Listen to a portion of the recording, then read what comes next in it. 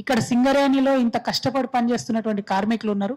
వాళ్ళ పిల్లలకు డిపెండెంట్ ఉద్యోగాలు ఇస్తేనే ఆ ఏరియా బాగుపడుతుంది అనుకొని ఏమాత్రం కూడా రూల్స్ పెట్టకుండా రిలాక్స్ చేసి ఆనాడు మనం చేసుకోవడం జరిగింది. దానివల్ల 20,000 మంది పైచిలకు ఉద్యోగాలు వచ్చినాయి. ఇవాళ 20,000 మంది యువకులు ఉద్యోగాలు చేసుకుంటూ అంతో ఎంతో భద్రతతోనూ ఉన్నారు. వాళ్ళ మీద కన్నుపడ్డది కాంగ్రెస్ ప్రభుత్వానికి. ఏమంటుండ్రు మొన్న బట్టి విక్రమార్క గారు డిప్యూటీ సీఎం గారు అసెంబ్లీ సాక్షిగా నేను ఎంక్వైరీ చేస్తే వీళ్ళకి ఉద్యోగాలు ఎట్లా ఇచ్చిర్రు అంటారు. కనీసం కొంచెమన్న ఆలోచన ఉండాలి. ఎందుకు ఇచ్చినాం అసలు? ఫస్ట్ ఆఫ్ ఆల్ ఉద్యోగాలు ఎందుకు ఇచ్చినాం అంటే తెలంగాణలో సఫర్ అయినాం కాబట్టి, సఫర్ అయినటువంటి సందర్భంలో ఆరోగ్యాలు ఓడగొట్టుకొని మొత్తం జీవితం పొడగొట్టుకొని అందులో పనిచేసిన కార్మికులు ఉన్నారు కాబట్టి ఆ కార్మికులు వాళ్ళ కుటుంబానికి రిలీఫ్ ఇవ్వాలి కాబట్టి అన్ని రకాల ఎగ్జామ్షన్స్ ఇచ్చుకున్నాం ఉద్యోగాలు. అవి ఇచ్చుకుంటాం. అది అప్పుడు ఆనాడు గవర్నమెంట్ పాలసీ.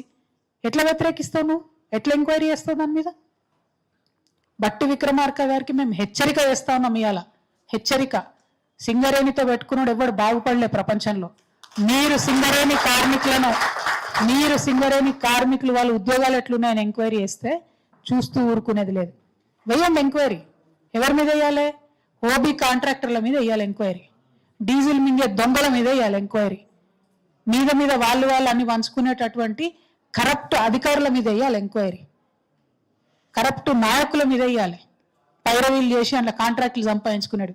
కష్టపడి చెమటోడ్చేటటువంటి కార్మికుడి మీద కాదు వేయాల్సింది. మీరు మీ ప్రతాపం వీళ్ళ మీద కాదు చూపించాల్సింది. సింగరేణి బొగ్గును మింగుతున్నటువంటి దొంగల మీద వేయాలి.